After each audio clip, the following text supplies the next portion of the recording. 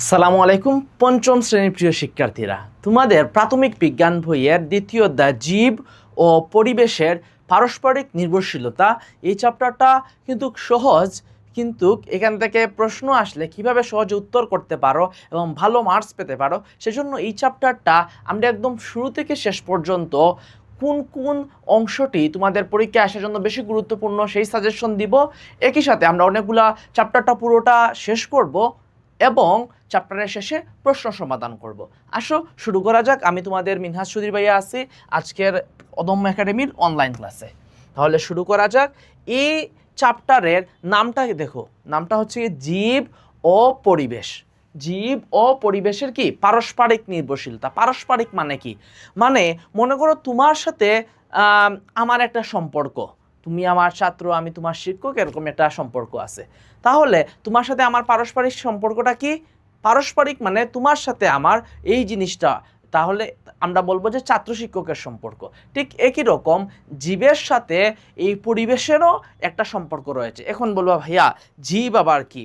জীব হলো, আমরা সহজ করে বলি যাদের জীবন আছে তাদের জীব বলা হয়, কিন্তু পরিবেশে আমরা যাদের জীবন নেই তাদের হচ্ছে গিয়ে জড় বলা হয়। এরকম একটা সংজ্ঞায়ন করার আমরা চেষ্টা করি, কিন্তু আমরা আজকের চ্যাপ্টারে সেটাকে আরও সহজভাবে পড়ব, যে কিছু উদাহরণের মাধ্যমে। কিসের মাধ্যমে? উদাহরণের মাধ্যমে। তো আমরা জীব পরিবেশের যত যা আছে তোমার সামনে, যা দেখো, মাটি পানি বায়ু গ্যাস মানুষ প্রাণী গরু ছাগল কত কলম খাতা যা আছে, টেবিল, সব কিছু হচ্ছে এই ক্যামেরা, তারপর স্মার্ট বোর্ড, আমি যা আছি সব উপাদানগুলোকে দুই ভাগে ভাগ করা যেতে পারে। একটা হচ্ছে জড় উপাদান আর একটি হচ্ছে জীব উপাদান। একটি কি জড় উপাদান আর একটি হচ্ছে গিয়ে জীব উপাদান।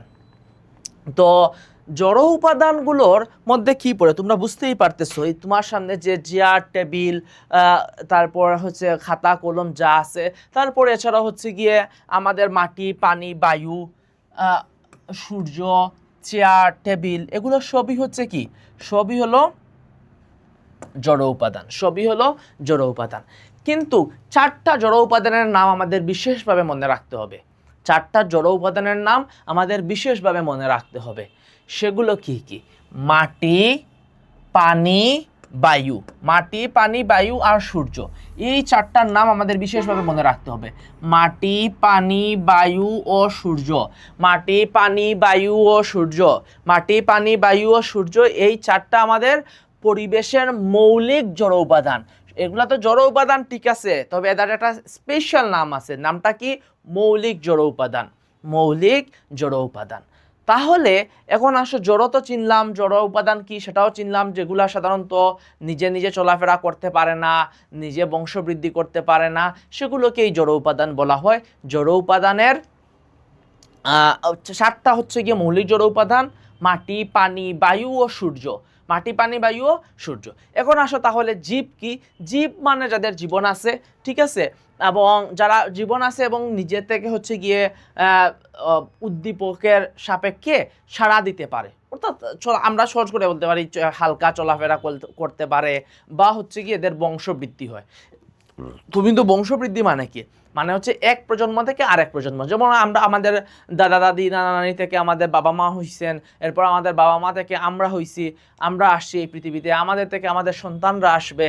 তো একই রকম গাছ থেকে কি আসে? গাছ হয়তো বা সন্তান প্রসব করে না, তবে গাছেরও কিন্তু কি আছে?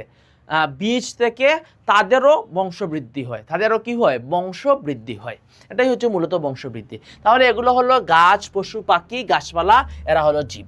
আমরা সহজে মনে রাখতে পারি মানুষ পশু পাখি আর গাছপালা, এগুলো হচ্ছে কি? এগুলো হলো জীব। এখন এই জীব আর জড় পরস্পরের উপর বিভিন্ন কারণে সম্পর্কযুক্ত, বিভিন্ন কারণে নির্ভরশীল। এটাই এই চ্যাপ্টারের মূল আলোচনার বিষয়। তো প্রথম যে আলোচনার বিষয় সেটা হলো জড়বস্তুর উপর জীবের নির্ভরশীলতা। জড়বস্তু কি কি বলতো? মাটি পানি বায়ু সূর্য, এই চারটা হলো মৌলিক জড়বস্তু। বা জড় উপাদান। আর এর বাহিরেও আরও কী কী আছে, অনেক জড় উপাদান আছে, এই যে খাতা কলম বই পাথর বালু যা আছে সবই হচ্ছে গিয়ে জড় উপাদান। তো এই জড় উপাদানগুলোর উপর জীবের কি আছে, নির্ভরশীলতা আছে। অর্থাৎ জীব এগুলা থেকে উপকৃত হয়, এগুলা ছাড়া জীব চলতে কষ্ট হয়, এটাই হচ্ছে নির্ভরশীলতা। তো আমরা বলতো আমাদের যে ঘর বাড়ি আছে বা আমাদের যে আসবাবপত্রটা আছে, আমরা ঘর বাড়ি ছাড়া কি আমরা ভালোভাবে বসবাস করতে পারতাম না? তখন আমাদের অনেক কষ্ট হতো। তাহলে আমরা যে ঘর বাড়িটা তৈরি করলাম সেটা কি দিয়ে তৈরি? সেটা তো জড় পদার্থ দিয়েই তৈরি, কাঠ দিয়ে তৈরি, স্টিল দিয়ে, রড দিয়ে, বা হচ্ছে টিন দিয়ে তৈরি, বা আমরা সিমেন্ট দিয়ে তৈরি, সব তো জড় উপাদান। জড় উপাদান দিয়ে আমরা ঘর বাড়ি তৈরি করলাম এবং সেই ঘর বাড়িতে আমরা বসবাস করতেছি। তার মানে জীবের এই যে প্রথমেই তো আমরা জীবের উপর নির্ভর করতেছি। আচ্ছা, একটা গাছ কোথায়? আমরা তো যে মানুষ জীবের উপর জড় বস্তুর উপর কীভাবে নির্ভরশীল সেটা একটা বললাম উদাহরণ। এখন বলো গাছ কোথায় আছে? গাছ তো মাটির মধ্যে, মাটি ছাড়া কি গাছ বসবাস করতে পারে? বা পানির মধ্যে হয়তো বা কিছু গাছ থাকে। তো মাটি আর পানি দুইটাই তো জড় পদার্থ। তাহলে জড়বস্তুর উপর গাছ একটা জীব হয়েও কি করতেছে, নির্ভর করতেছে। তাহলে আসো আমরা এখন এইভাবে হচ্ছে গিয়ে পড়ব যে কিভাবে মানুষ বা প্রাণীরা জড়বস্তুর উপর নির্ভর করে, আর কিভাবে উদ্ভিদ অর্থাৎ গাছপালা এগুলা জড়বস্তুর উপর নির্ভর করে। কোন কোন বিষয়ের উপর নির্ভর করে সেই তিনটা বিষয় একটু মনে রাখি, তাহলে জড়বস্তুর উপর কিভাবে নির্ভর করে সেই তিনটা দিকটা আমরা মনে রাখলে আমরা সহজে লিখতে পারবো। 1 নাম্বার বেঁচে থাকার জন্য। 1 নাম্বার কি? বেঁচে থাকার জন্য। কারণ এই যে মাটি থেকে ফসল হয়, মাটি থেকে উদ্ভিদ পুষ্টি উপাদান পায়, তারপর আমরা নিজেরাও তো মাটির উপর যদি বসবাস করি, তারপর বিভিন্ন জড়বস্তু দিয়ে বিভিন্ন জিনিস তৈরি করি, সেগুলা কিন্তু কি আমাদের বেঁচে থাকার জন্য জরুরি। আসবাবপত্র, পোশাক। আচ্ছা, এরপর হচ্ছে বংশবৃদ্ধির জন্য জরুরি, বংশ বিস্তারের জন্য অনেক সময় প্রয়োজন হয় জড়বস্তু। আর কি? প্রকৃতিতে টিকে থাকার জন্য, প্রকৃতিতে টিকে থাকার জন্য জড়বস্তুর উপর নির্ভর করতে হয়। তাহলে আসো শুরু করি। আমরা প্রথমে দেখব যে প্রাণীর নির্ভরশীলতা কি, আর হচ্ছে এরপরে দেখব উদ্ভিদের নির্ভরশীলতা কি। তো ছোট করে আলোচনা করে ফেলি। প্রাণী সাধারণত কিসের জন্য নির্ভরশীল হয়? প্রাণী হচ্ছে গিয়ে গাছপালা, এই যে বিভিন্ন জড়বস্তুর উপর, মাটি, পানি। আমাদের বেঁচে থাকার জন্য পানি খেতে হয়, পানি একটা জড়বস্তু। তাহলে জড়বস্তু আমরা আমাদের প্রাণী, সব প্রাণীর, মানুষের যেরকম খেতে হয় সব প্রাণীদের, প্রাণী বলতে কাদের বোঝাচ্ছি? এই যে আমাদের গরু, ছাগল, হাঁস, মুরগি, পাখি সবাই হচ্ছে প্রাণী। তো এই প্রাণীরা কি করে? প্রাণীদের হচ্ছে পানি ছাড়া তো কেউ বাঁচে থাকতে পারে না, তাহলে পানির উপর নির্ভরশীল। তারপর এই যে সূর্য থেকে আমরা বিভিন্ন জিনিস উৎপাদিত হয়, সেই জিনিসগুলোর থেকে আমরা খাবার গ্রহণ করি, তাই সূর্যের উপর আমরা নির্ভরশীল। তাপের জন্য আমরা যদি খুব ঠান্ডা হতো তাহলে তো আমরা মারাই যেতাম। সূর্য থেকে আমরা তাপ পাই, সেই তাপের মাধ্যমে আমরা বেঁচে থাকি, তাহলে জড় বস্তুর উপর নির্ভরশীল। মাটিতে বিভিন্ন জিনিস উৎপাদন করে আমরা খাই, তাই মাটির উপর নির্ভরশীল। আমরা বিভিন্ন আসবাবপত্র দিয়ে আমাদের জীবন যাপন পরিচালনা করি, আমাদের ঘর বাড়ি তৈরি করি, সেই ঘর বাড়ি তৈরি করার জন্য জড়বস্তুর উপর নির্ভরশীল, অর্থাৎ বাসস্থানের জন্য। এরপরে আসে আমাদের আমরা কি কি দেখলাম? একটা হলো খাবারের জন্য, পানির জন্য, তারপরে হচ্ছে বাসস্থানের জন্য, এরপর হচ্ছে আমাদের পোশাকের জন্য। আমরা যে পোশাকটা পরে আছি, পোশাকটা তো জড়বস্তু, তাহলে আমাদের লজ্জা নিবারণের জন্য কিংবা আমাদের শীতের থেকে বেঁচে থাকার জন্য পোশাকের প্রয়োজন। সেই পোশাকটা আমরা কোথায় থেকে পাই? জড়বস্তুর থেকে পাই। আর আরেকটা পড়েছিলাম, সূর্য থেকে আমরা কি পাই? আলো পাই আর তাপ পাই। সূর্য থেকে আমরা আলো পাই আর তাপ পাই। এটা হচ্ছে গিয়ে আমাদের প্রাণীদের নির্ভরশীলতা। তাহলে জড়বস্তুর উপর প্রাণীদের নির্ভরশীলতা বললে আমরা এইগুলা ব্যাখ্যা করব। এখন আসো আমাদের যদি বলে যে উদ্ভিদের নির্ভরশীলতা কি কি, তো প্রাণীর মতো উদ্ভিদও জড়বস্তুর উপর নির্ভরশীল। কিরকম? আচ্ছা, মাটি, পানি, বায়ু আর সূর্য, এই চারটা তো হচ্ছে মৌলিক উপাদান। আমরা আর কিছু আর পারি আর না পারি, এই চারটা জড়বস্তুর উপর কিভাবে নির্ভরশীল এটা যদি বলতে পারি তাহলেই আমাদের উত্তর দেওয়া হয়ে যাবে। তো মাটির উপর গাছ কিভাবে নির্ভরশীল? গাছ তো টিকেই থাকে, বেশিরভাগ গাছ টিকে থাকে মাটির উপর। এরপরে হচ্ছে গিয়ে বায়ুর উপর নির্ভরশীল কিভাবে? বায়ু থেকে সে, প্রাণীরাও কিন্তু বায়ুর উপর নির্ভরশীল, সেটা আমরা মিস করে গেছি। প্রাণীরা কি করে? বায়ু থেকে অক্সিজেন গ্রহণ করে আর বায়ুতে কার্বন ডাইঅক্সাইড ত্যাগ করে। আর উদ্ভিদ করে ঠিক উল্টাটা। উদ্ভিদ কি করে? বায়ু থেকে কার্বন ডাইঅক্সাইড গ্রহণ করে। উদ্ভিদ কি করে? বায়ু থেকে কার্বন ডাইঅক্সাইড হচ্ছে গিয়ে কার্বন ডাইঅক্সাইড গ্রহণ করে এবং সূর্যের আলোর উপস্থিতিতে সে কি করে? নিজের খাদ্য তৈরি করে। এটা খুব জরুরি একটা জিনিস। এই জিনিসটা হচ্ছে গিয়ে এখানে সবচেয়ে গুরুত্বপূর্ণ তোমাদের মনে রাখা, সেটা হলো সালোক সংশ্লেষণ প্রক্রিয়া। উদ্ভিদ কিভাবে তার খাদ্য তৈরি করে, এটা হচ্ছে গিয়ে এটাকে বলা হয় সালোক সংশ্লেষণ প্রক্রিয়া। সালোক সংশ্লেষণ প্রক্রিয়া। তো কিভাবে হয় সেটা হচ্ছে গিয়ে উদ্ভিদ প্রথমে সূর্যের আলো লাগবে। কি লাগবে? সূর্যের আলোর উপস্থিতিতে বায়ুর কার্বন ডাই অক্সাইড এবং পানি ব্যবহার করে নিজের খাদ্য তৈরি করে। এই প্রক্রিয়াটাকে বলা হয় সালোক সংশ্লেষণ প্রক্রিয়া। এই প্রক্রিয়াকে কি বলা হয়? সালোক সংশ্লেষণ প্রক্রিয়া। এছাড়াও জীবের সবুজ উদ্ভিদ দেহে কি থাকে? 70 থেকে 90%, এই নাম্বারটা মনে রাখা জরুরি। 70 থেকে 90%, অর্থাৎ 100 ভাগের 70 ভাগ থেকে শুরু করে 90 ভাগ পর্যন্তই কি থাকে? পানি থাকে। কি থাকে? পানি থাকে। তার মানে দেখো, একটা উদ্ভিদ যে তার নিজের খাদ্যটা তৈরি করলো, সেই খাদ্যটা হচ্ছে গিয়ে সূর্য একটা জড়বস্তু, সূর্যের উপর উপস্থিতির প্রয়োজন, বায়ু থেকে কার্বন ডাই অক্সাইড প্রয়োজন, আর কি প্রয়োজন? আর হচ্ছে পানির প্রয়োজন। এই সবগুলাই হচ্ছে গিয়ে জড়বস্তু। তার মানে নিজের খাদ্য তৈরির জন্য জড়বস্তুর উপর নির্ভরশীল। নিজের দেহের মধ্যেই 70 থেকে 90% কি? পানি। তার মানে তাছাড়াও সে যেই কি করে আবাসস্থল, তার আবাসস্থল তো মাটিও একটা কি? জড়বস্তু। এছাড়াও অন্য অন্য যে জলজ উদ্ভিদগুলো আছে, যেমন কচুরি পানা, থুপা পানা ইত্যাদি উদ্ভিদগুলার আবাসস্থল কি? পানিও কি? একটা জড়বস্তু। তোমরা বুঝতে পারতেছো? আমরা মানুষ এবং অন্যান্য প্রাণীরা যেরকম জড়বস্তুর উপর নির্ভরশীল, আমাদের শ্বাস প্রশ্বাসের জন্য, আমাদের খাবারের জন্য, আমাদের বাসস্থানের জন্য, আমাদের তাপ এবং আলোর জন্য, ঠিক একইভাবে উদ্ভিদরাও তাদের শ্বাস প্রশ্বাসের জন্য, তাদের খাদ্য উৎপাদনের জন্য, তাদের আবাসস্থলের জন্য কি প্রয়োজন? এই যে জড়বস্তুর উপর নির্ভরশীল। এমনকি উদ্ভিদের দেহের, আমাদের দেহেরও কিন্তু একটা বড় অংশ পানি, তাই না? প্রায় 70% পানি বলা হয়। আর উদ্ভিদের দেহ একইভাবে 70 থেকে 90% হচ্ছে পানি। তাহলে আসো এখন আমরা পড়ব যে এই যে জীব আর পরিবেশ, জীবের মধ্যে কি কি আছে। যখন জীব বলবা তখন দুইটা জিনিসই আসে, প্রাণীও আসে, উদ্ভিদও আসে। আর যখন প্রাণী বলবা তখন শুধু হচ্ছে গিয়ে মানুষ, পশু পাখি এগুলা বুঝাবে, তখন আর উদ্ভিদ বুঝাবে না। ঠিক আছে? প্রাণীর মধ্যে এই চ্যাপ্টারের জন্য আমরা প্রাণীর মধ্যে সাধারণত শুধু প্রাণী বলতে বুঝবো মানুষ এবং পশু পাখি, জীবজন্তু, এগুলা জন্তু যেগুলা আছে সেগুলা। আর উদ্ভিদকে আলাদাভাবে বুঝবো। আর উদ্ভিদ আর প্রাণীকে একসাথে যদি বলি তখন সেটাকে বলবো আমরা জীব। আচ্ছা, আমি একটু লিখে দেই, তখন তোমাদের বোঝা সহজ হবে। প্রাণী এই চ্যাপ্টারের জন্য, প্রাণী মানে হলো কি কি? মানুষ আর পশু পাখি। মানুষ ও পশু পাখি।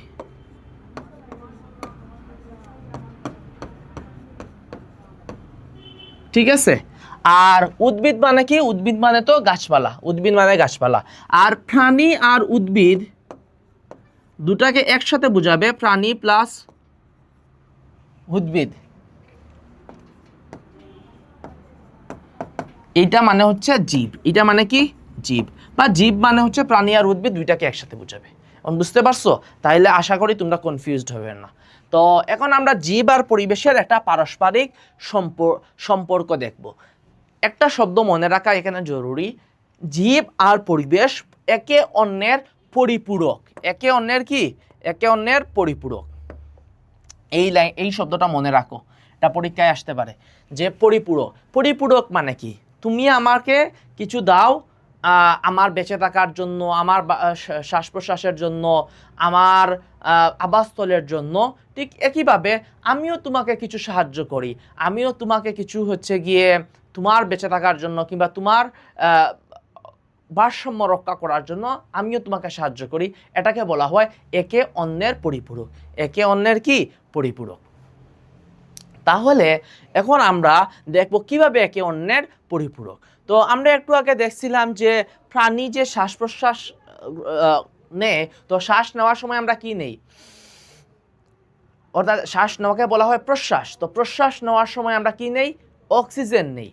আর নিঃশ্বাস যখন ফেলি তখন নিঃশ্বাস ফেলা হয় কি? নিঃশ্বাস ফেলা হয় কার্বন ডাই অক্সাইড। নিঃশ্বাস ফেলা হয় কি? Carbon die oxide. তাহলে আমরা নিঃশ্বাস ত্যাগ করি কার্বন ডাই অক্সাইড। তো আমরা যখন হচ্ছে গিয়ে এই কার্বন ডাই অক্সাইডটা ত্যাগ করলাম, সেই কার্বন ডাই অক্সাইডটা কে গ্রহণ করে বলো তো? উদ্ভিদ গ্রহণ করে। উদ্ভিদ গ্রহণ করে তার, আমরা একটু আগে পড়ছিলাম না, উদ্ভিদ খাদ্য তৈরি করার জন্য কার্বন ডাই অক্সাইড প্রয়োজন, এই কার্বন ডাই অক্সাইড নিয়ে সে খাদ্য তৈরি করে। আবার যখন সে খাদ্য উৎপাদন করে তখন আবার সে অক্সিজেন তৈরি করে। কার্বন ডাই অক্সাইড ইউজ করে কি তৈরি করলো? অক্সিজেন। আর অক্সিজেনটাকে পরিবেশে ছেড়ে দেয়, সেই পরিবেশ থেকে আবার আমরা অক্সিজেন গ্রহণ করি। এটা হচ্ছে গিয়ে একজন আরেকজনের পরিপূরক, একজন আরেকজনকে কি করতেছে? সাহায্য করতেছে। এই যে দেখো, সালোক সংশ্লেষণে আমরা পরে আসছিলাম না, খাদ্য যে সালোক সংশ্লেষণ কি, যে উদ্ভিদ যে প্রক্রিয়া খাদ্য তৈরি করে সহজ হচ্ছে সেটা সালোক সংশ্লেষণ। সেখানে কি কি থাকে? সূর্যের আলোর উপস্থিতি থাকতে হয়, কার্বন ডাই অক্সাইড আর পানি দিয়ে খাদ্য তৈরি করে। এখন আসো, এই উদ্ভিদ আবার অনেক প্রাণীর কি আবাসস্থল। উদ্ভিদ আমরা তো হচ্ছে গিয়ে কি করি, হয়তো ঘর বাড়িতে থাকতেছি, কিন্তু বাকিরা উদ্ভিদরা বাকি যে প্রাণীরা আছে সেই প্রাণীরা কি করে, কোথায় থাকে? তো প্রাণীরা হচ্ছে গিয়ে, পাখিরা গাছে থাকে, তারপরে বাঘ ভাল্লুক হরিণ এগুলো হচ্ছে গিয়ে জঙ্গলের মধ্যে থাকে, উদ্ভিদ থেকে খাবার গ্রহণ করে সরাসরি, তাই না? এই যে এরা, তাহলে এরা কি করতেছে?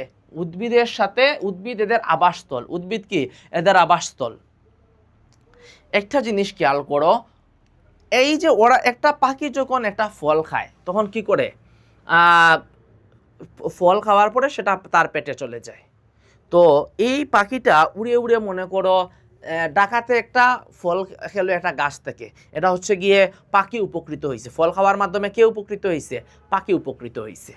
এখন এই পাখিটা যখন উড়ে উড়ে, মনে করো চট্টগ্রামে চলে গেছে, তাই না?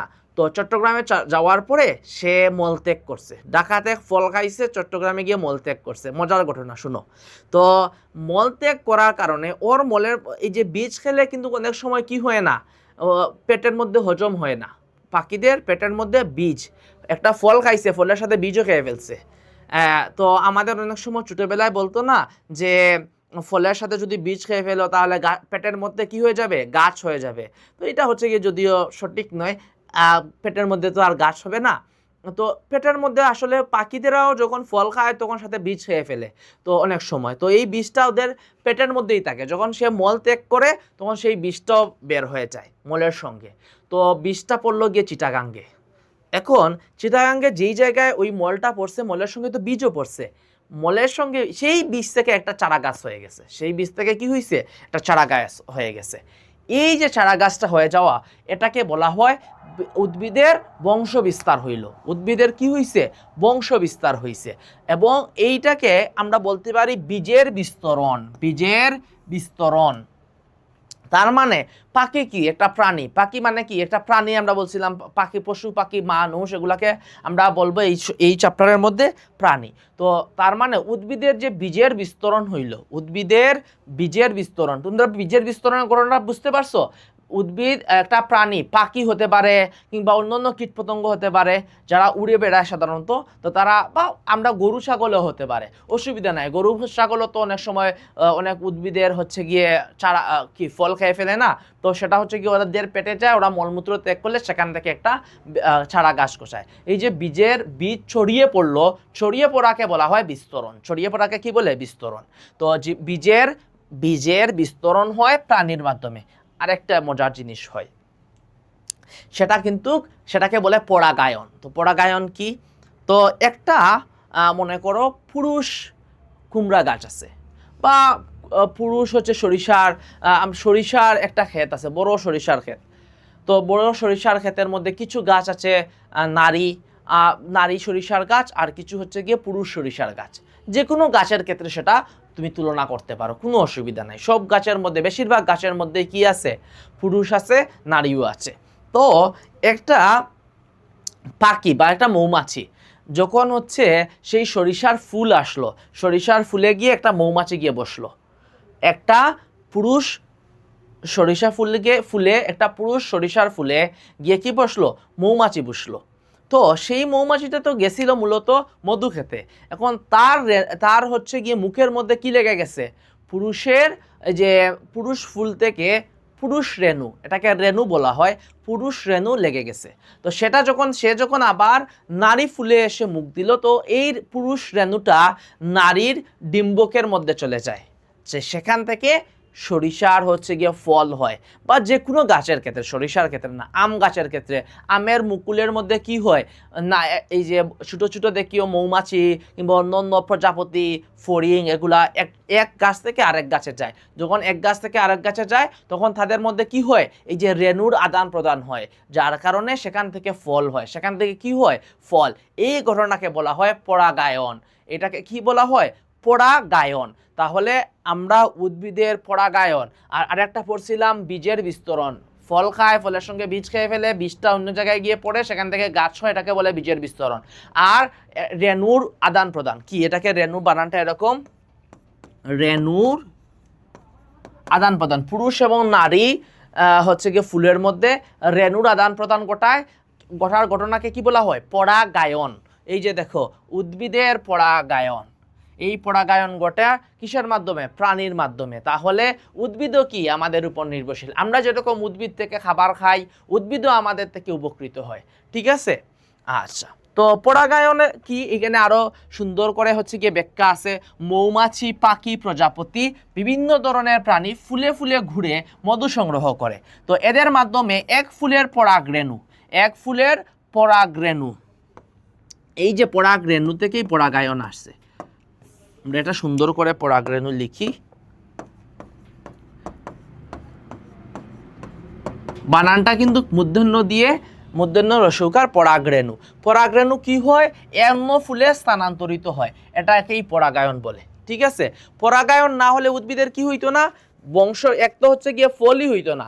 এখন ফল যদি না হয় তাহলে কি বীজ হবে, ফলের মধ্যেই তো বীজ থাকে, তাহলে বীজও হবে না। বীজ না হলে সেই বীজ থেকে কি অন্য নতুন কোনো ফল গাছ হবে, নতুন গাছ হবে না। নতুন গাছ না হলে উদ্ভিদের কি বংশ বৃদ্ধি হবে, বংশ বৃদ্ধিও হবে না। তাহলে উদ্ভিদের যদি পরাগায়ন না হয় তাহলে উদ্ভিদের কি হবে না, বংশ বৃদ্ধি হবে না।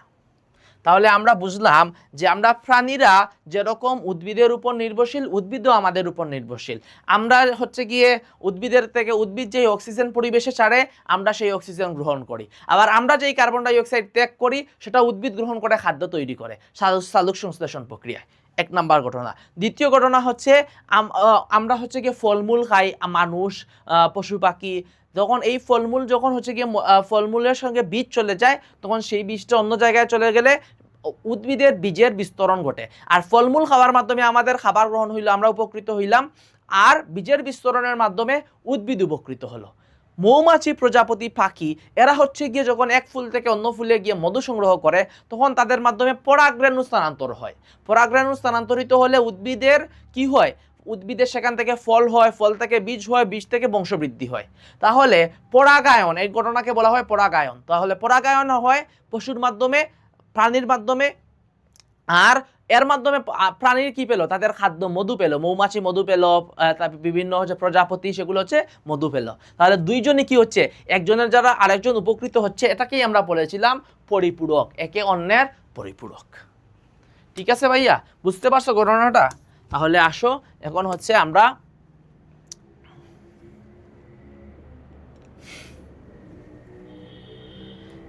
যে বীজের বিস্তরণ পড়ছিলাম, বীজের বিস্তরণের দুইটা উদাহরণ হলো বট ও পাকুড়। বট ও পাকুড় গাছ হচ্ছে গিয়ে এইভাবে বেশি জন্মায়, নতুন চারা গাছ। এই যে বীজের বিস্তরণ পশুর মল থেকে, তা বট আর পাকুড় গাছ এরকম বেশি জন্মায়, ঠিক আছে। আর এমনিতেই তো আমরা পড়ছিলাম যে সবুজ উদ্ভিদ থেকে আমরা খাদ্য গ্রহণ করে আমাদের নিজের পুষ্টি উপাদানগুলো গ্রহণ করে থাকি। এখন আসো উদ্ভিদের উপর মানুষের নির্ভরশীলতা।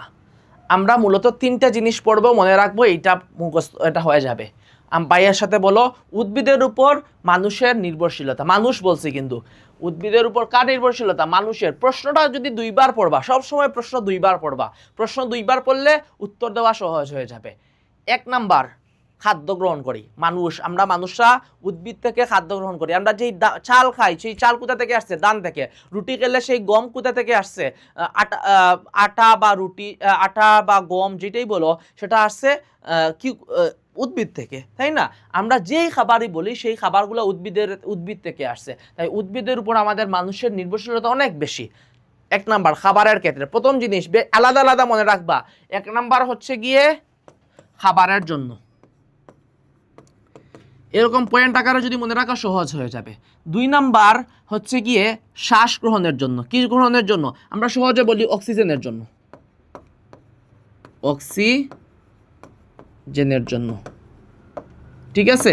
অক্সিজেনের, আমরা শুধু অক্সিজেন লিখি। খাবারের জন্য, অক্সিজেনের জন্য। 3 নাম্বার আমাদের আসবাবপত্রের জন্য। আমাদের কিসের জন্য? আসবাব, ঘর বাড়ি ও আসবাবপত্র, আসবাব, ঘর বাড়ি ও আসবাবের জন্য। বুঝতে পারছো? কিরকম? খাবারের জন্য তো আমরা ফল মূল, শাকসবজি, ধান, গম সবকিছু হচ্ছে উদ্ভিদ থেকে পাই, 1 নাম্বার। 2 নাম্বার হচ্ছে উদ্ভিদ যখন সালোক সংশ্লেষণ প্রক্রিয়া খাবার তৈরি করে, নিজের খাবার তৈরি করতেছে, তখন বায়ুর মধ্যে কি ছাড়তেছে? অক্সিজেন ছাড়তেছে। সেই অক্সিজেন আমরা গ্রহণ করতেছি। এটা হচ্ছে কি অক্সিজেনের জন্য। 3 নাম্বার কি? 3 নাম্বার হচ্ছে ঘর বাড়ি যে তৈরি করি। কি দিয়ে তৈরি করি? আপনি যদি পাকা দিয়ে ঘর বাড়িও তৈরি করেন, অর্থাৎ ইট সিমেন্ট দিয়ে, সেটা তৈরি করার জন্য কিন্তু কাঠের প্রয়োজন আছে। কিংবা দরজা জানালা তো আমরা কাঠ দিয়েই তৈরি করি বেশিরভাগ ক্ষেত্রে। তাহলে আমাদের যেই চেয়ার টেবিল যেগুলো আছে সেগুলো কাঠ থেকে আসে। তাহলে সেগুলো আসবাবপত্র, এই যে চেয়ার টেবিল, এগুলাকে বলা হয় আসবাবপত্র। এগুলো আসে কোথা থেকে? উদ্ভিদ থেকে। তার মানে এই 3টা জায়গাতে আমরা উদ্ভিদের উপর নির্ভরশীল মানুষ। এই 3টা পয়েন্ট মনে রাখলেই তোমরা যে কোনো প্রশ্নের উত্তর করতে পারবা। এখন আসো প্রাণীর উপর মানুষের নির্ভরশীলতা। আমরা তো পড়লাম উদ্ভিদের উপর, এখন প্রাণীর উপর কিভাবে? একই পয়েন্ট খাবারের জন্য। খাবার কি? আমরা হচ্ছে গিয়ে যে মাছ মাংস কোথা থেকে আসে? মাছ তো একটা প্রাণী। মাংস কোথা থেকে আসে? মুরগি, হচ্ছে গিয়ে খাসি, গরু, এগুলা থেকে। তো এগুলো তো প্রাণী। তো এই যে মাংস, মাছ খেলাম, এগুলো কোথা থেকে আসলো? প্রাণীদের থেকে আসলো। দুধ যদি খাই, দুধও আসে দে প্রাণী, গরু দুধ দে। তারপরে যদি আমরা দুধ ছাড়াও যদি ডিম খাই, ডিম সেটা হচ্ছে গিয়ে একটা প্রাণী, মুরগি বা হাঁস পারে, সেই ডিমটা আমরা খাই। তাহলে আমাদের এখানেও পয়েন্ট, 1 নাম্বার পয়েন্ট কি? 1 নাম্বার পয়েন্ট হচ্ছে খাবারের জন্য। খাবারের মধ্যে আগে উদ্ভিদের সময় আমরা উদাহরণ দিয়েছিলাম চাল, গম, ভুট্টা, তারপরে হচ্ছে গিয়ে ফলমূল, শাকসবজি। আর এখন উদাহরণ দিব কি? এখন তো হচ্ছে গিয়ে উদ্ভিদ না, এখন হচ্ছে গিয়ে প্রাণী। এখন দেখো প্রাণীর উপর মানুষের নির্ভরশীলতা। তাহলে এখন দিব মাছ, মাংস আর দুধ, ডিম। এই 4টা মনে রাখলেই যথেষ্ট। মাছ, মাংস আর দুধ, ডিম।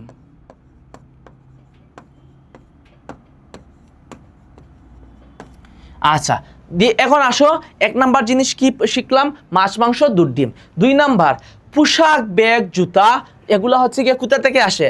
আমরা যেই চামড়ার জুতাগুলো পরি, সেগুলো কিন্তু প্রাণীর চামড়া থেকে আসে। আমরা যে হচ্ছে গিয়ে ব্যাগ ইউজ করি, লেদারের ব্যাগ বলি, এই লেদারের ব্যাগগুলো কিন্তু, লেদার মানেই চামড়া, চামড়ার ব্যাগগুলো হচ্ছে গিয়ে প্রাণীর চামড়া থেকে আসে। আর আমরা চিরুনি, অনেক দামি চিরুনি আছে যেগুলো হাতির দাঁত দিয়ে তৈরি করা হয়, বা হচ্ছে গন্ডারের দাঁত দিয়ে তৈরি করা হয়, ঠিক আছে? কিছু হচ্ছে গরুর শিং দিয়ে তৈরি করা হয়, ঠিক আছে? গন্ডারের শিং দিয়ে তৈরি করা হয়, গন্ডারের শিং, গরুর শিং, এগুলা থেকে কি তৈরি করা হয়? সুন্দর সুন্দর দামি চিরুনি তৈরি করা হয়, ঠিক আছে? তাহলে আমাদের এটাকে আমরা বলতে পারি নিত্য প্রয়োজনীয় বস্তু। 2 নাম্বার কি? এগুলা হলো কি এই যে চিরুনি, পোশাক, জুতা, এগুলো হলো ব্যাগ, এগুলো হলো নিত্য প্রয়োজনীয়। এগুলাকে বলা হয় নিত্য প্রয়োজনীয়। মানে নিত্য মানে হচ্ছে রেগুলার, আমরা বলতে পারি নিত্য প্রয়োজনীয় জিনিস। আচ্ছা, গেল দুইটা। এখন হচ্ছে গিয়ে প্রাণীর যে হাড়ের গুঁড়া আছে, প্রাণীর হাড়ের গুঁড়া থেকে কিন্তু সারও হয়। কি হয়? সার। আর সার বলতে কি চিনছো তোমরা? এই যে যখন হচ্ছে গিয়ে ফসল উৎপাদনের জন্য বিভিন্ন ধরনের সার দিতে হয়, ইউরিয়া সার, জৈব সার, এগুলা কিন্তু কোথা থেকে আসে? প্রাণী থেকে আসে। প্রাণীর হাড়ের গুঁড়া থেকেও আসে জৈব সার। কিছু ইউরিয়া সার, সেগুলো হচ্ছে গিয়ে কলকারখানায় তৈরি করা হয় নাইট্রোজেন দিয়ে, অনেক কিছু জিনিস দিয়ে, ঠিক আছে? কিন্তু যে কিছু জৈব সার যেগুলো আছে সেগুলো প্রাণীর হাড় থেকে আসে, তারপর প্রাণীর গোবর থেকে আসে, ঠিক আছে, বিষ্ঠা, গোবর, মল যেইটাই বলো সেখান থেকে আসে, ঠিক আছে। আচ্ছা, এছাড়াও আমরা অর্থনৈতিকভাবে লাভবান হই প্রাণীর থেকে। কিভাবে হই? আমরা যেই হাঁস, মুরগি, গরু, ছাগল বাসা বাড়িতে বা বাড়িতে খামারে লালন পালন করি, সেগুলো বিক্রি করে আমরা অর্থনৈতিকভাবে লাভবান হই। তার মানে 3 নাম্বার পয়েন্ট হলো অর্থনৈতিকভাবে লাভবান হওয়া। আমরা উপকৃত হই কিভাবে? অর্থনৈতিক মানে টাকা পয়সা পাই আর কি, এটাই অর্থনৈতিকভাবে লাভবান। আমরা সুন্দর করে সেটাকে বলি কি? অর্থনৈতিকভাবে লাভবান হওয়া।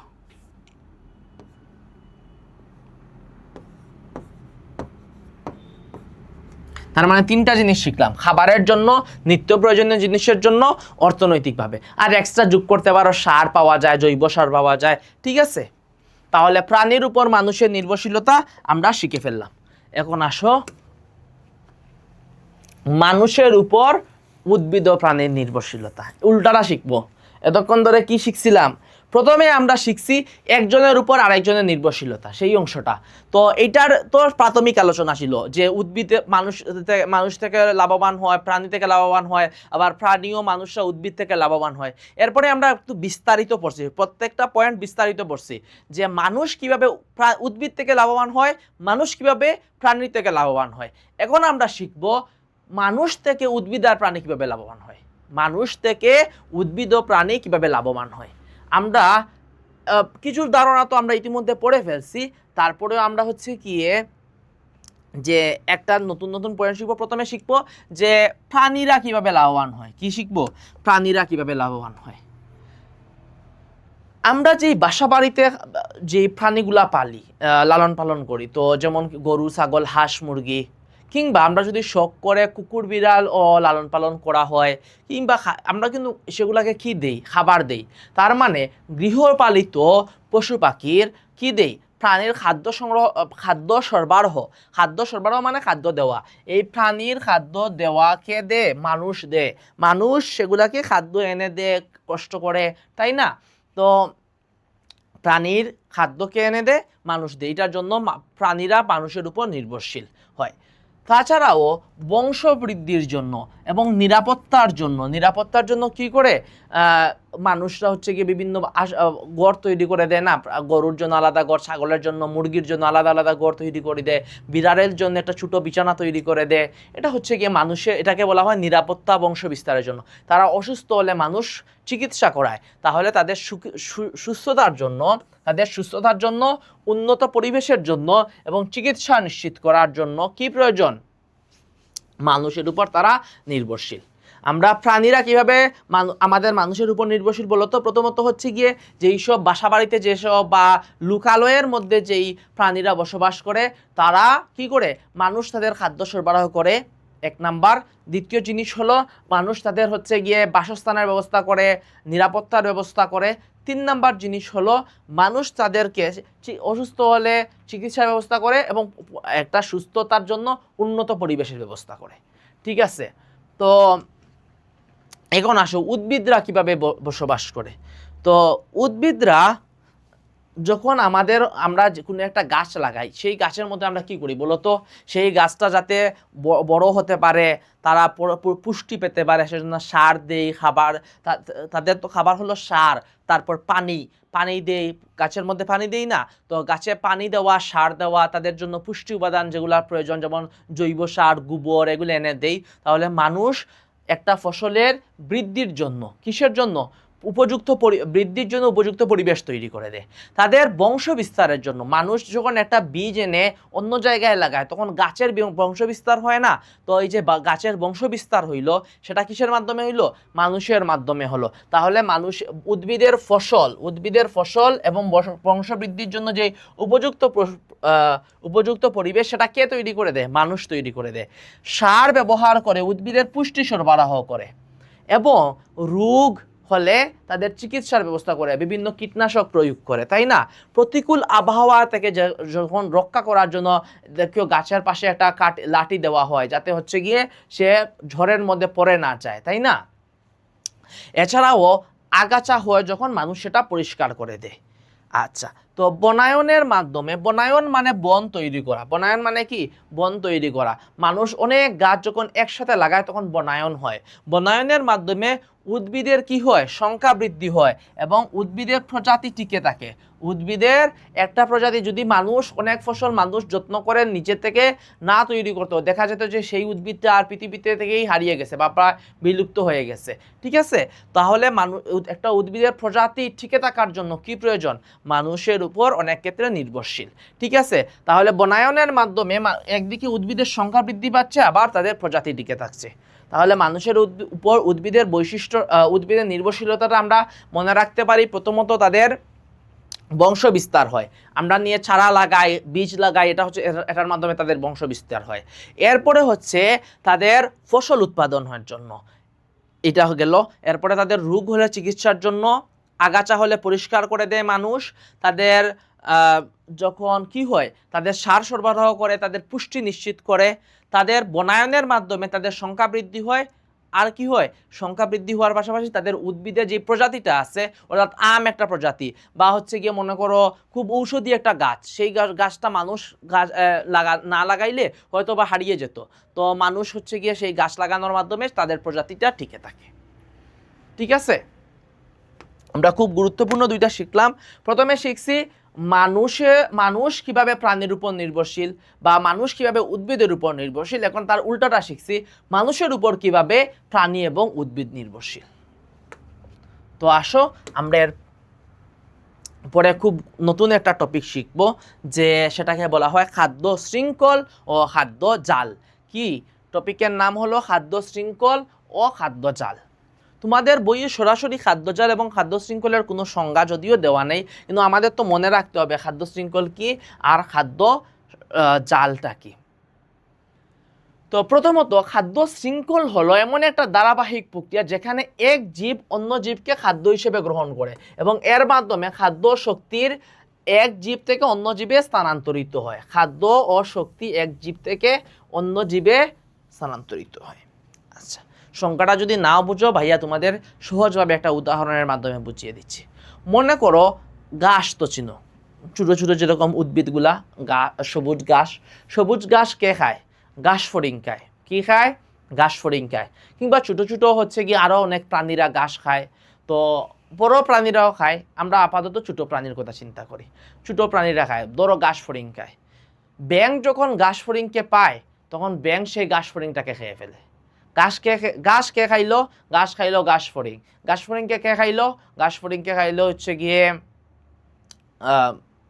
ব্যাঙ। এখন ব্যাঙকে যখন একটা সাপ পাবে সে কি করবে, খেয়ে ফেলবে। তো ব্যাঙ খাইলো কে, সাপ।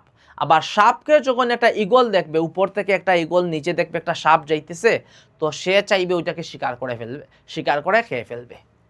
তো একটা জিনিস দেখো, পরিবেশের মধ্যে আমরা যে কি পড়ছিলাম, পরিবেশের মধ্যে একটা ধারাবাহিক প্রক্রিয়া, ধারাবাহিক মানে একটা থেকে আরেকটা যাচ্ছে।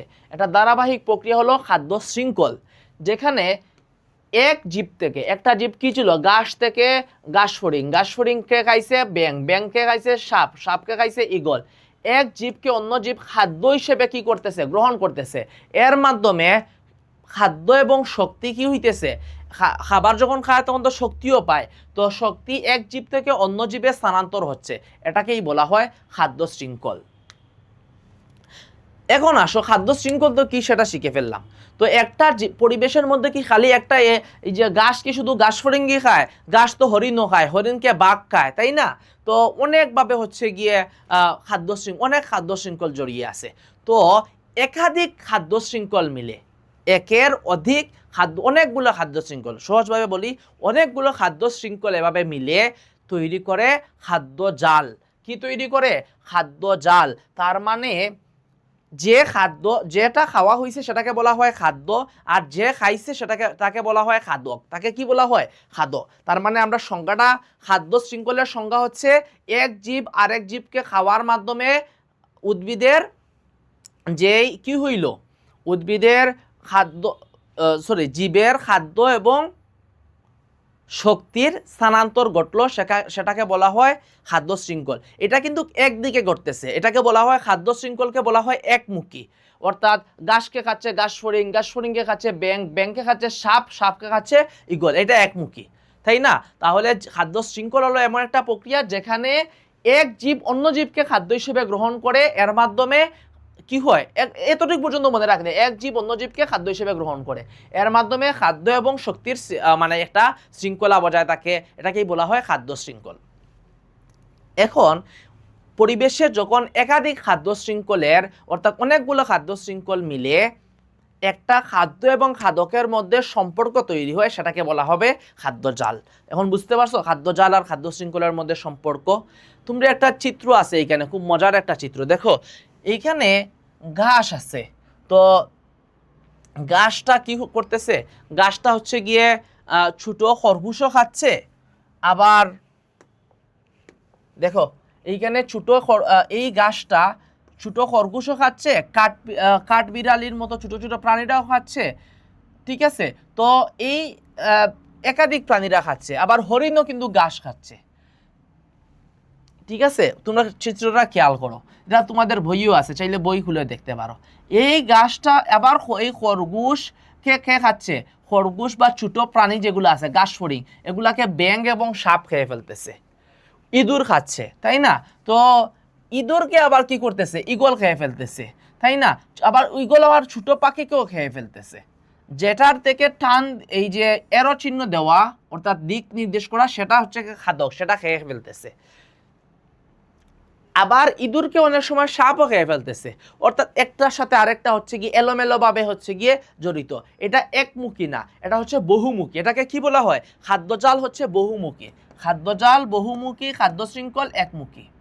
খাদ্য শৃঙ্খল একদিকে যায়, আর হচ্ছে খাদ্যজাল যেহেতু অনেকগুলো খাদ্য শৃঙ্খল মিলে তৈরি হয়, সেজন্য এটা বহুমুখী হয়, ঠিক আছে? তাহলে আসো খাদ্য শৃঙ্খল আর খাদ্যজালের মাধ্যমে কি হয় আসলে পরিবেশের। এখন যদি মনে করো বনের মধ্যে হরিণকে বাঘ যদি না খাইতো, তখন কি হইতো? হরিণের সংখ্যা অনেক বেড়ে যাইতো, হরিণের সংখ্যা কি হইতো, অনেক বেড়ে যাইতো। হরিণের সংখ্যা যখন অনেক বেড়ে যাইতো, তখন বনের মধ্যে আর জায়গা হইতো না, তখন দেখতে তোমার রাস্তার মধ্যে গাড়ি চালাইতেছো, সামনে একটা হরিণ চলে আসছে, তাই না? বা গাছের মনে করো জঙ্গল তুমি কেটে ফেলছো, অনেকগুলা গাছ কেটে ফেলছো, তো গাছ কেটে ফেললে কি বাঘ ভাল্লুক এগুলো তাদের থাকার জায়গা পাইতো না, তখন দেখা যাইতো যে তোমার রাস্তার মধ্যে, তোমার লোকালয়ের মধ্যে বাঘ চলে আসছে, তখন আমাদেরকে আক্রমণ করতেছে, তাই না? তাই এই যে একটা খাওয়ার মাধ্যমে, একটা প্রাণীকে আরেকটা প্রাণী খাওয়ার মাধ্যমে পরিবেশের মধ্যে ভারসাম্য থাকে, পরিবেশের মধ্যে কি থাকে, ভারসাম্য, এটাকে অর্থাৎ ব্যালেন্স থাকে, ইংলিশে ব্যালেন্স বলে, বাংলায় বলে ভারসাম্য থাকে, ঠিক আছে? তার মানে খাদ্য শৃঙ্খল এবং খাদ্যজাল আমাদের পরিবেশের জন্য কি খুবই গুরুত্বপূর্ণ। এখন আসো খাদ্য শৃঙ্খল ও খাদ্যজালের মধ্যে দুইটা জিনিস আছে, একটাকে বলা হয় উৎপাদক আর একটাকে বলা হয় খাদক। একটাকে বলা হয় কি উৎপাদক আর একটাকে বলা হয় খাদক। উৎপাদক তো কে নিজের খাদ্য নিজে তৈরি করতে পারে বলো তো? উদ্ভিদ নিজের খাদ্য নিজে তৈরি করতে পারে, উদ্ভিদ নিজের খাদ্য নিজে তৈরি করে। কিভাবে তৈরি করে? সালোক সংশ্লেষণ প্রক্রিয়া।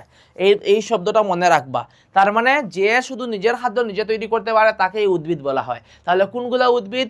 সবুজ উদ্ভিদকেই বলা হয় উৎপাদক। যে নিজের খাদ্য নিজে তৈরি করতে পারে তাকে বলা হয় উৎপাদক। কে তৈরি করতে পারে? সবুজ উদ্ভিদ। সবুজ উদ্ভিদকে তাহলে কি বলবো? উৎপাদক। একমাত্র উৎপাদকই বলতে পারো সবুজ উদ্ভিদ। একমাত্র উৎপাদক কে? সবুজ উদ্ভিদ। সবুজ উদ্ভিদ উৎপাদক বলা হয়। এখন প্রাণীরা তো কি করতে পারে না, প্রাণীরা নিজের খাদ্য নিজে তৈরি করতে পারে না। আমরা কি আমাদের খাদ্য তৈরি করি? আমরা হয় গাছের লতা, এই যে শাক সবজি এগুলা খাই, ফলমূল খাই, অথবা ধান গম ভুট্টা এগুলা খাই, না হলে অন্য ছোট ছোট প্রাণীদের খাই, যেমন গরু ছাগল হাঁস মুরগি এগুলা খাই, এগুলার ডিম দুধ এগুলা খাই। তাহলে প্রাণীরা নিজের খাদ্য নিজে তৈরি করতে পারে না, উদ্ভিদের উপর নির্ভরশীল। সেজন্য প্রাণীদের কি বলা হয়? প্রাণীদের বলা হয় তারা হচ্ছে খাদক। তারা কি? তাদের বলা হয় খাদক। এই খাদকের মধ্যে আছে 3টা স্তর। এই খাদকের মধ্যে কয়টা স্তর আছে? তিনটা স্তর আছে। প্রথম স্তর হলো যারা ঘাস ঘাস খেয়ে বসে, অর্থাৎ উদ্ভিদকে খায়, সরাসরি উৎপাদক থেকে খায়। যেরকম হরিণ কি কোনো মাংস খায়? হরিণ তো মাংস খায় না, শুধু উদ্ভিদ গাছপালা, এই যে গাছপালা, ছোট ছোট এই যে ঘাস আছে এগুলা খায়। গরু ছাগল কি কখনো দেখছো একটা মুরগিকে খেয়ে ফেলছে? এরকম হয় না কখনো। সে কি করে? সে হচ্ছে ঘাস খায়, লতা পাতা খায়, এগুলা খেয়ে বেঁচে থাকে। তার মানে গরু ছাগল হরিণ এগুলা হলো একদম উৎপাদক খেয়ে বেঁচে থাকে। উৎপাদককে সবুজ উদ্ভিদগুলা খেয়ে বেঁচে থাকে। তার মানে এরা হলো প্রথম স্তরের খাদক। প্রথম স্তরে যে সকল প্রাণী সরাসরি কি করে, যে সকল প্রাণী সরাসরি উদ্ভিদকে খাদ্য হিসেবে গ্রহণ করে তাদেরকে বলা হয় প্রথম স্তরের খাদক। প্রথম স্তরের খাদক কি? যারা সরাসরি উদ্ভিদ থেকে খাদ্য গ্রহণ করে, কারা? গরু ছাগল হরিণ ঘাস ফড়িং ঘাস খায়। এখন যারা এই যে যারা হচ্ছে সরাসরি উদ্ভিদ থেকে কি করে না, কুকুরকে দেখছো কখনো ঘাস খাইতে? কুকুর তো ঘাস খায় না। কুকুর অন্য প্রাণীদের যে জিনিসগুলো আছে সেই জিনিসগুলা সে গ্রহণ করে। বা শিয়াল কি করে? শিয়াল মুরগি শিকার করে, মুরগি খায়, তাই না? তো হাঁস খায়, মুরগি খায়, অন্য ছোট ছোট প্রাণীদের ধরে খায়, শিকার করে খায়। তাহলে কুকুর, শিয়াল বা ব্যাঙ কি করে? ব্যাঙ হচ্ছে অন্যান্য ছোট ছোট প্রাণীদের, ঘাস ফড়িং এগুলো, এই ধরে যারা হচ্ছে গিয়ে এই প্রথম স্তরের খাদক, এ ধরনের কিছু ছোট ছোট প্রাণীদের যার যার সামর্থ্য অনুযায়ী তারা খায়। ঠিক আছে, এদেরকে বলা হয় দ্বিতীয় স্তরের প্রাণী। প্রথম স্তরের প্রাণীদের একটা স্পেশাল নাম আছে, তাদের বলা হয় তৃণভোজী। তাদেরকে কি বলা হয়? প্রথম স্তরের প্রাণীদের বলা হয় তৃণভোজী। তৃণ মানে হলো ঘাস। তৃণ মানে আমরা বলতে পারি ঘাস। আমরা বাংলায় পড়েছি ঘাস, লতাপাতা, এগুলাকে বলা হয় তৃণ। তাহলে যে তৃণ ভোগ করলো অর্থাৎ খেলো তাকে বলা হয় তৃণভোজী। যে তৃণ খায়, কে তৃণ খায়? প্রথম স্তরের খাদক, তাদের সেজন্য এদেরকে বলা হয় তৃণভোজী। আর প্রথম স্তরের খাদককে কে খায়? দ্বিতীয় স্তরের খাদক, ব্যাঙ, শিয়াল এগুলো। আবার দ্বিতীয় স্তরের খাদককে যারা খায় বা দ্বিতীয় স্তরের খাদকে খেতে পারে, আবার প্রথম স্তরের খাদকে খেতে পারে। প্রথম স্তর, দ্বিতীয় স্তর এদেরকে যারা খেয়ে বেঁচে থাকে, অর্থাৎ বড় মাংসাশী প্রাণী যারা শুধু মাংস খেয়েই বেঁচে থাকে, তাদেরকে বলা হয় তৃতীয় স্তরের খাদক। দ্বিতীয় স্তরের খাদক এবং প্রথম স্তরের খাদককে যারা খাদ্য হিসেবে গ্রহণ করে তাদেরকে বলা হয় তৃতীয় স্তরের খাদক। কারা কারা? সাপ, ঈগল, বাঘ। তিনটি উদাহরণগুলো খুব কম দেওয়া আছে তোমাদের বইয়ে, উদাহরণগুলো মনে রাখতে হবে। সাপ, ঈগল, বাঘ এগুলাকে কে খায়? এগুলা হচ্ছে তৃতীয় স্তরের প্রাণী। এরা হচ্ছে কি মাংস গ্রহণ করে, মাংস ভোগ করে, সেজন্য এদের নাম হচ্ছে তৃতীয় স্তরের প্রাণীদের বলা হয় মাংসভোজী বা মাংসভোজী। তোমাদের বইয়ে যেহেতু মাংসভোজী দিছে, আমরা মাংসভোজী বলা হয়। খাদ্য শৃঙ্খলের প্রতিটা মানে স্তরকে, এই যে প্রথম স্তর, দ্বিতীয় স্তর, তৃতীয় স্তর, এগুলাকে বলা হয় খাদ্য স্তর বা ট্রফিক লেভেল। এগুলাকে কি বলে? ইংলিশে বলা হয় ট্রফিক লেভেল, বাংলায় বলা হয় খাদ্য স্তর বলা হয়। আমরা এখান থেকে অনেক জিনিস শিখলাম। শেষে একটা জিনিস শিখে ফেলি, খাদক তো শিখলাম, উৎপাদক শিখলাম। খাদ্য কি? খাদ্য হচ্ছে যা খেয়ে প্রাণী বেঁচে জীবন ধারণ করে তাকেই খাদ্য বলা হয়। যা খেয়ে প্রাণী জীবন ধারণ করে তাকে খাদ্য বলা হয়। এখন আসো ভাইয়া, আমরা এটাকে সামারাইজ করতে পারি একটা টেবিলের মাধ্যমে। কিসের মাধ্যমে? একটা ছোট্ট টেবিলের মাধ্যমে। দেখো,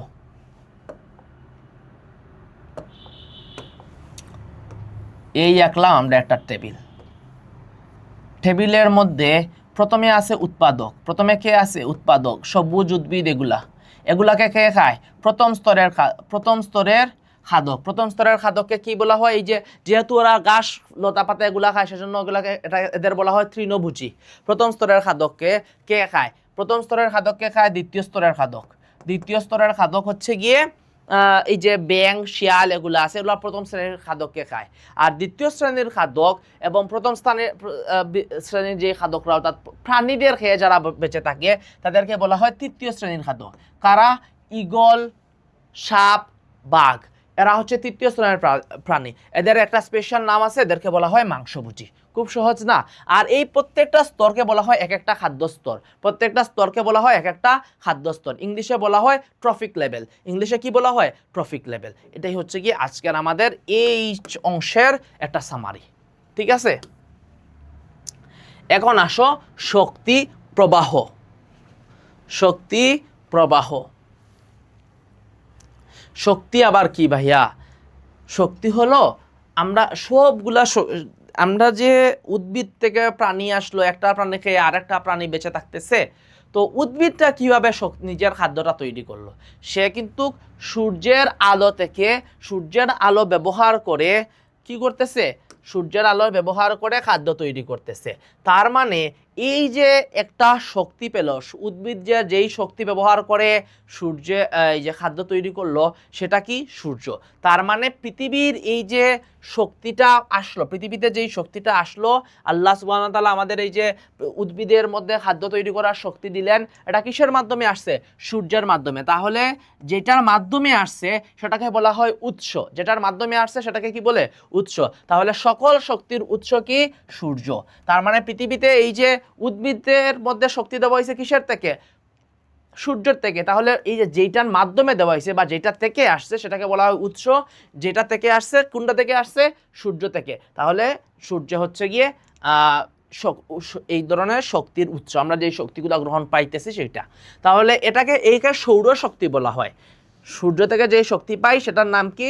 সৌর শক্তি। আচ্ছা, সৌরশক্তি ব্যবহার করে সবুজ উদ্ভিদ নিজের খাদ্য নিজে তৈরি করে।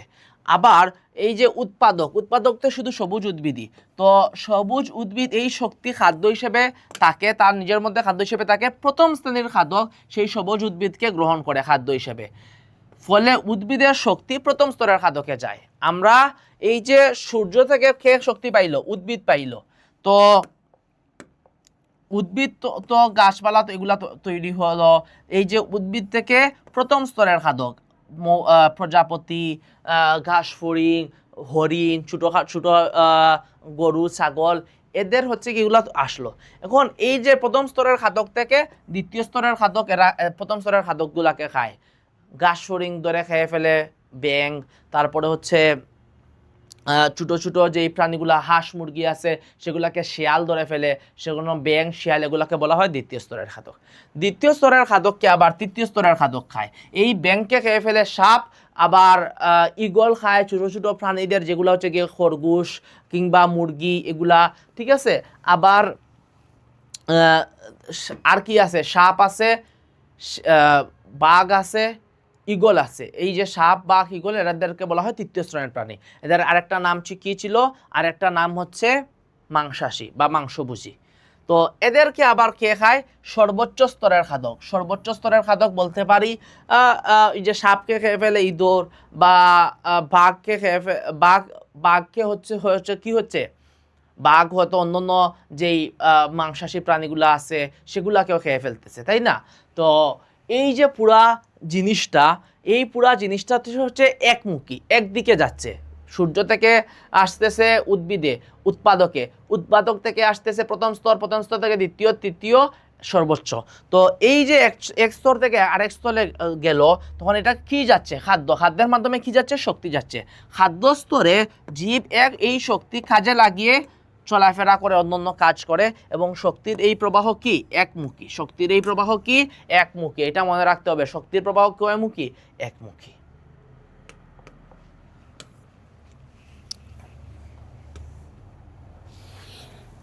তাহলে আসো এবং এটা কেন গুরুত্বপূর্ণ আমরা ইতিমধ্যে পড়ে ফেলছি। আমাদের জীব এবং পরিবেশের একটার জন্য আরেকটা খুব বেশি গুরুত্বপূর্ণ, বেঁচে থাকার জন্য নির্ভরশীল। তো কিছু প্রশ্ন আমরা উত্তর করি, আমরা হচ্ছে কিছু সঠিক উত্তর দেখি। তো জীবজগতের সকল শক্তির উৎস কি? একটু আগে পড়ে আসছি সূর্য, একটু আগে কি পারছি? পড়ে আসছি সূর্য। তাহলে উত্তর সূর্য। জীবজগতের সকল শক্তির উৎস হচ্ছে সূর্য। তাহলে আসো এরপরের প্রশ্নটা দেখি। নিচের কোন উপাদানের জন্য উদ্ভিদ প্রাণীর উপর নির্ভরশীল? উদ্ভিদ বলছে, কে? উদ্ভিদ নির্ভরশীল। উদ্ভিদের কোনটা প্রয়োজন বলতো? কার্বন ডাই অক্সাইড প্রয়োজন। আর কার্বন ডাই অক্সাইড কোথা থেকে আসে? প্রাণীর আমরা যখন শ্বাস ত্যাগ করি তখন কার্বন ডাই অক্সাইড ফেলি। তাহলে উদ্ভিদ প্রাণীর উপর নির্ভরশীল কোনটার জন্য? উদ্ভিদ প্রশ্ন হচ্ছে উদ্ভিদ কার উপর নির্ভরশীল, কোনটার জন্য নির্ভরশীল? তাহলে কার্বন ডাই অক্সাইড। প্রশ্ন বুঝে উত্তর দিবা, কার্বন ডাই অক্সাইড। এরপরে হচ্ছে খাদ্য শৃঙ্খলের উৎপাদক কোনটি? আমরা জানি উৎপাদক হচ্ছে যেটা নিজের খাদ্য তৈরি করতে পারে। কে? সবুজ উদ্ভিদ নিজের খাদ্য তৈরি করতে পারে। তাহলে উৎপাদক কে? সবুজ উদ্ভিদ। উৎপাদক কে? সবুজ উদ্ভিদ। এটা হচ্ছে সঠিক উত্তর, সবুজ উদ্ভিদ উৎপাদক। এখন আসলে শূন্যস্থান পূরণ করি। তো প্রথমটা হচ্ছে গিয়ে খাদ্য শৃঙ্খলের সবুজ উদ্ভিদকে কি বলা হয়? উৎপাদক বলা হয়। একদম সহজ। সবুজ উদ্ভিদকে কি বলা হয়? উৎপাদক বলা হয়। এই যে এখানে অপশনে আছে উৎপাদক, সবুজ উদ্ভিদকে বলা হয় উৎপাদক। দ্বিতীয়টা, দেশ প্রাণী হলো প্রথম শ্রেণীর খাদক। প্রথম শ্রেণীর খাদক কারা?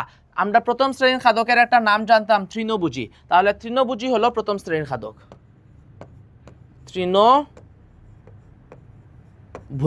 তৃণভোজী হলো প্রথম শ্রেণীর খাদক। এরপরে আসো, উদ্ভিদের বীজের বিস্তরণে সাহায্য করে কে? উদ্ভিদের বীজের বিস্তরণে সাহায্য করে পাখি। পাখি তো হচ্ছে গিয়ে এটা কি করে ফল খায়, পাখির পেটের মধ্যে হচ্ছে গিয়ে ফলটা কি করে যায়, ফলের বীজটা থেকে যায়, মল ত্যাগ করলে সেটা আরেক জায়গায় গিয়ে গাছ হয়। এটাকে বলা হয় বীজের বিস্তরণ। বীজটা অন্য জায়গায় গেল পাখির মাধ্যমে, তাহলে বীজ কে সাহায্য করে? পাখি হলো উত্তর। মৌমাছি পরাগায়নে সাহায্য করে। মৌমাছি কি করে?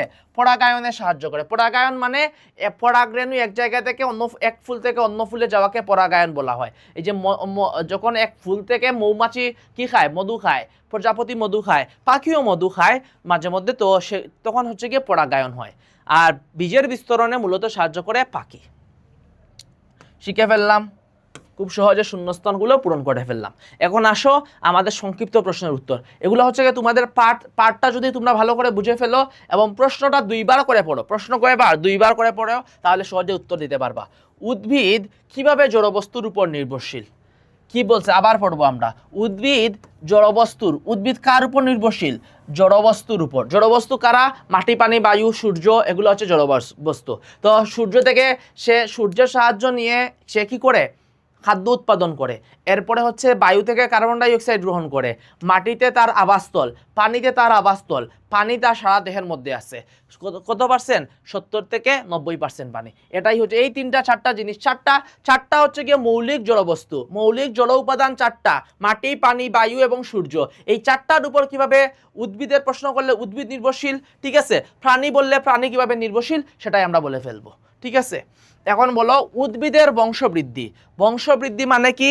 বংশবৃদ্ধি মানে হচ্ছে একজন মানুষ থেকে আরেকজন মানুষ আসা পৃথিবীতে, এটাকে বলা হয় মানুষের বংশবৃদ্ধি, বিস্তার। তাহলে ঠিক একইভাবে উদ্ভিদ থেকে আরেকটা উদ্ভিদ, একটা আম গাছ থেকে আরেকটা আম গাছ কিভাবে হয়? আম গাছে যদি বীজ ফেলা হয় তাহলে, এবং বীজটা হয় কিভাবে? যখন সেইটা হচ্ছে কি একটা ফল ধরবে তখন ফলের মধ্যে বীজ ধরবে। তার মানে দুইটা জিনিস জরুরি, একটা হলো পরাগায়ন আর একটা হলো বীজের বিস্তরণ। এখন মৌমাছি আমরা আচ্ছা দেখি, তাহলে উদ্ভিদের কি বলছে? বংশবৃদ্ধি। বংশবৃদ্ধির জন্য প্রাণীর উপর কিভাবে নির্ভরশীল? প্রাণী কে কে আছে? পাখি, মৌমাছি, প্রজাপতি। পাখি, মৌমাছি, প্রজাপতির মাধ্যমে কি হয়? ফুলে ফুলে যখন ঘুরে মধু সংগ্রহ করে তখন কি হয়? পরাগায়ন ঘটে। আর একটা হচ্ছে গিয়ে বীজের বিস্তরণ। পাখির মাধ্যমে কি হয়? পাখির মাধ্যমে বীজের বিস্তরণ হয়। আর পরাগায়ন না হলে তো ফল হবে না, ফল না হলে বীজ হবে না, বীজ না হলে বংশবৃদ্ধি হবে না। তার মানে পরাগায়ন আর বীজের বিস্তরণের জন্য কার উপর নির্ভরশীল? প্রাণীর উপর নির্ভরশীল। এখন আসো, নিকট পরিবেশে দেখা তোমার একটি খাদ্য শৃঙ্খলের উদাহরণ দাও।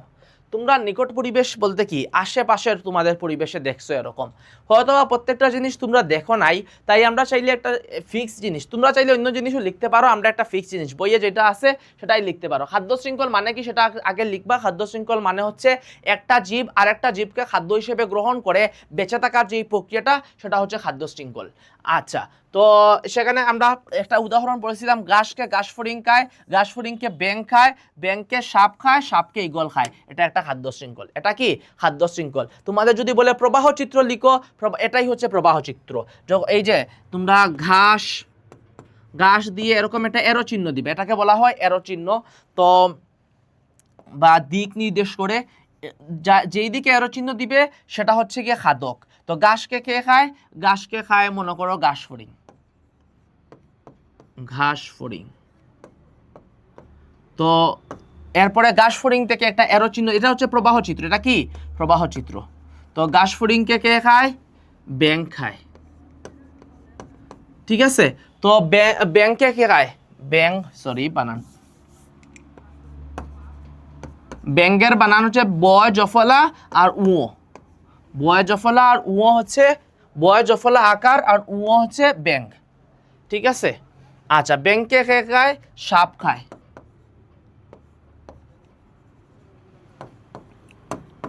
সাপকে ঈগল খায়। এটা হচ্ছে গিয়ে একটা তোমাদের বইয়েই আছে, এটা উদাহরণ দিয়ে দিতে পারো। যদি নিজের নিকট পরিবেশে নাও দেখো তারপরে তোমরা চাইলে এটা দিতে পারো, এবং প্রবাহ চিত্র এরকম এরো চিহ্ন দিয়ে একটার পরে আরেকটা লিখতে পারবে। তাহলে সংক্ষিপ্ত প্রশ্ন গেল। এখন আসো বর্ণনামূলক প্রশ্ন দেখি, যে উদ্ভিদের উপর মানুষ ও অন্যান্য প্রাণী কিভাবে নির্ভরশীল। আমরা সেটা তো অলরেডি পড়ে আসছি, যে উদ্ভিদের উপর, উদ্ভিদ থেকে খাদ্য গ্রহণ করে, 1 নাম্বার খাদ্যের জন্য। এরপরে কি শিখছিলাম? প্রাণীদের আবাসস্থলের জন্য। যেহেতু এখানে বলছে মানুষ ও অন্যান্য প্রাণী, তো এখানে উদ্ভিদের উপর কি আসবে? মানুষ ও অন্যান্য প্রাণী আসবে। তো অন্যান্য প্রাণীরা প্রথমত খাদ্যের জন্য নির্ভরশীল। এরপরে হচ্ছে, এটা হচ্ছে প্রথমে মানুষের উদাহরণ দিবা, মানুষ কিভাবে, মানুষ চাল ডাল এগুলো সব উদ্ভিদ থেকে পায়, শাক সবজি ফলমূল। এরপরে হচ্ছে উদ্ভিদ থেকে তারা তাদের শ্বাস প্রশ্বাসের জন্য যেই অক্সিজেন, সেই অক্সিজেন পায়। এরপরে কি করে? তাদের নিত্য প্রয়োজনীয় জিনিস উদ্ভিদ থেকে নেয়। যেমন নিত্য প্রয়োজনীয় জিনিস কি হতে পারে? যে আমাদের আসবাবপত্র, আমাদের ঘর বাড়ি তৈরির যে কাঠ, সেই কাঠগুলো আমাদের কোথা থেকে নেই? উদ্ভিদ থেকে নেই। আর কাঠ দিয়ে কি চেয়ার টেবিল তৈরি করা হয়, সেগুলো আমাদের নিত্য প্রয়োজনীয় জিনিস। আবার অন্যান্য প্রাণীরা একইভাবে খাবার গ্রহণ করে উদ্ভিদ থেকে। অনেক প্রাণী আছে, মৌমাছি, পাখি, এদের আবাসস্থল, তারা বসবাস করে এই উদ্ভিদের মধ্যে, তাই না? এছাড়াও অন্যান্য প্রাণীরা আর কি করে? অন্যান্য প্রাণীরা শ্বাসের জন্য, যেরকম শ্বাস গ্রহণের জন্য অক্সিজেন প্রয়োজন, বা বাসস্থানের জন্য উদ্ভিদের উপর নির্ভরশীল, খাবারের জন্য উদ্ভিদের উপর নির্ভরশীল, ঠিক আছে। তারাও ফলমূল খায়, শাক সবজি, শাক খায়, লতা পাতা খায়, তৃণভোজী প্রাণীরা। আর কি করে? অনেক প্রাণীরা আছে যে উদ্ভিদের মধ্যে কি করে? উদ্ভিদের ছায়ায় কি আশ্রয় নেয়, ঠিক আছে। এগুলো হচ্ছে কি অন্যান্য প্রাণীরা উদ্ভিদের উপর কিভাবে নির্ভরশীল, সেটা আমরা লিখতে পারবো। লাস্ট প্রশ্ন এই চ্যাপ্টারের, লাস্ট 2টা প্রশ্ন। এখন আসো, যে পরিবেশের উপাদানগুলোর ভারসাম্য রক্ষা করা কেন প্রয়োজন? তো ভারসাম্য রক্ষা করা কেন প্রয়োজন? কারণ হচ্ছে গিয়ে একটার সাথে আরেকটা খুব বেশি সম্পর্কযুক্ত। আমরা পড়ছিলাম যে খাদ্য শৃঙ্খল এবং খাদ্য জালের মাধ্যমে কিভাবে পরিবেশের মধ্যে শৃঙ্খলা বজায় থাকে, ঠিক আছে। তো মানুষ এবং অন্যান্য জীব সুস্থভাবে বেঁচে থাকার জন্য প্রাকৃতিক যেই ভারসাম্য আছে, সেই ভারসাম্য কি করে বজায় রাখার জন্য তৃণভোজী প্রাণীদের যদি দ্বিতীয় শ্রেণীর প্রাণীরা যদি গ্রহণ না করত, দ্বিতীয় স্তরের খাদ্যকরা গ্রহণ না করত, তাহলে সব গাছপালা আর হচ্ছে ঘাস সব খেয়ে ফেলতো তৃণভোজী প্রাণীরা। তাদেরকে যখন খায় তখন হচ্ছে গিয়ে দ্বিতীয় স্তরের প্রাণীরা, তখন হচ্ছে গিয়ে গাছপালাও যতটুকু থাকার ততটুকু পর্যন্ত এই ভারসাম্যতাটা থাকে। আবার লুকালয়ের মধ্যে সেই তৃণভোজী প্রাণীগুলো চলে আসে না, ঠিক আছে। তাই খাদ্য শৃঙ্খল এবং খাদ্য জালের মাধ্যমে মূলত পরিবেশের উপাদানগুলোর মধ্যে ভারসাম্য বজায় থাকে, এবং একটার উপর আরেকটা, একটা উদ্ভিদ থেকে আমরা উপকার নেই, উদ্ভিদ আমাদের থেকে উপকার নেই, এইভাবে উদ্ভিদের প্রজাতিও এই পৃথিবীর মধ্যে বেঁচে থাকে, মানুষ ও অন্যান্য প্রাণীরাও পৃথিবীর মধ্যে টিকে থাকতে পারে। বুঝতে পারছো? তাই পৃথিবীর মধ্যে টিকে থাকার জন্য খাবার, আবাসস্থল, বসবাস এবং বংশ বিস্তারের জন্য একটা উপাদান আর একটা উপাদানের উপর নির্ভরশীল। এটা নিজের মতো করে সব কিছু যদি মুখস্থ করে লিখতে যাও, তাহলে ব্রেইন হচ্ছে গিয়ে তোমাদের এই ছোট্ট মস্তিষ্কটার উপর অনেক চাপ পড়ে যাবে। তাই জিনিসগুলো বুঝে নিজে বানিয়ে লিখার, বাসার মধ্যেও কী করবে, নিজে নিজে হচ্ছে গিয়ে লিখার চেষ্টা করবে, কনসেপ্টটা বুঝে নিজে নিজে কিছু কিছু কি পয়েন্ট, ভাইয়া কি পয়েন্ট বের করে দিছি না, এই পয়েন্টগুলো মনে রাখবা, সেই পয়েন্টগুলো ব্যবহার করে নিজে নিজে লেখার চেষ্টা করবা। আমরা সেজন্য এই যেটা দিয়ে দিছি, এটা আমি সরাসরি তোমাদের মুখস্থ পড়াচ্ছি না। মুখস্থ পড়া, তোমরা মুখস্থ এত জিনিস যদি মুখস্থ রাখতে চাও, তাহলে কিভাবে পরীক্ষায় গিয়ে লিখবা, ঠিক আছে। শুধু কি বিজ্ঞান আছে, অন্যান্য চ্যাপ্টারও তো আছে। শুধু প্রশ্নটা বুঝবা, প্রশ্নটা বুঝে 2বার প্রশ্নটা পড়বা, এরপরে সেটা অনুযায়ী পাঠ থেকে উত্তর দিবা। তো প্রাণী ও উদ্ভিদের পারস্পরিক নির্ভরতার আলোকে জীবজগতের শক্তির প্রবাহ। আমরা শক্তির প্রবাহ যখন বলবে আমরা বলবো শক্তির প্রবাহ একমুখী। শক্তির প্রবাহ কি? একমুখী। এই লাইনটা মুখস্থ রাখতে হবে, আর বাদ বাকি নিজের মতো করে লিখে দিতে পারবা। বড় করে লিখতে হবে, 3টা প্যারা, যেহেতু 6 মার্ক বর্ণনামূলক প্রশ্নে, অন্তত 3টা প্যারা আলাদা আলাদা করে সুন্দর করে লিখবে। যে প্রাণী ও উদ্ভিদ, আবার পরিপ্রশ্নটা, প্রাণী ও উদ্ভিদের পারস্পরিক নির্ভরতা। একটা প্রাণীর উপর উদ্ভিদের নির্ভরশীলতা, উদ্ভিদের উপর প্রাণীর নির্ভরশীলতা, এটাকে বলা হয় পারস্পরিক নির্ভরশীলতা। আলোকে জীবজগতের শক্তির প্রবাহ নির্ভর করো, কি করো? শক্তির প্রবাহ বর্ণনা করো। তো প্রাণীরা উদ্ভিদের থেকে খাদ্য গ্রহণ করে, উদ্ভিদ আবার সূর্য থেকে এবং প্রাণীর দেওয়া কার্বন ডাইঅক্সাইড, প্রাণীর যেই চারা ত্যাগ করে কার্বন ডাইঅক্সাইড, সেটা ব্যবহার করে খাদ্য তৈরি করে। তো একটা থেকে আরেকটার এই যে উদ্ভিদ হচ্ছে গিয়ে উৎপাদকের কাজ করে, প্রাণীরা হচ্ছে খাদকের কাজ করে, এবং শেষ পর্যন্ত দেখা যায় সর্বোচ্চ স্তরের যে খাদক আছে, সেই খাদক হচ্ছে গিয়ে নিচের স্তরের খাদকগুলোকে খেয়ে ফেলে। এভাবেই হচ্ছে গিয়ে একটা শক্তির প্রবাহ। শক্তির প্রবাহটা কীরকম হয়? একমুখী হয়। শক্তি, আচ্ছা, এই যে সর্বোচ্চ স্তরে একটা বাঘ হরিণকে খাওয়ার পরে সেটা কি আর ফিরে আসে? সেটা তো আর ফিরে আসে না। তার মানে এই জন্যই বলতেছি এটা একমুখী। এটাকে কি বলতেছি? একমুখী বলতেছি। ঠিক আছে, তাহলে শক্তির প্রবাহ একমুখী এবং এটা একটা ধারাবাহিক প্রক্রিয়া, এটা পুনরায় ফিরে আসে না। বুঝতে পারছো? এটা ছিল আজকের আমরা কিভাবে প্রশ্নের উত্তর করতে হয় সেই প্রশ্নের উত্তরের পর্বটা। এবং আমরা মোট যে চ্যাপ্টারটা যদি ভালো করে বুঝতে পারো, কি জিনিসগুলো, যেই লাইনগুলো ভাইয়া বলছি মুখস্থ রাখতে হবে, সেই লাইনগুলো মুখস্থ রাখতে পারো, তাহলে খুব সহজে তোমরা বিজ্ঞানের প্রশ্নগুলো উত্তর করতে পারবা। Thank you so much for watching.